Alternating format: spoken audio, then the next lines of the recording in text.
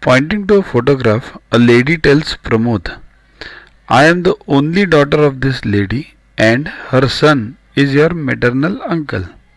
How is the speaker related to Pramod's father? Sir, this is Pramod, this is his father. Now, this is the speaker who speaks to Pramod. Now, Pramod, she says, the lady means the lady in the photograph has one daughter and one son, right?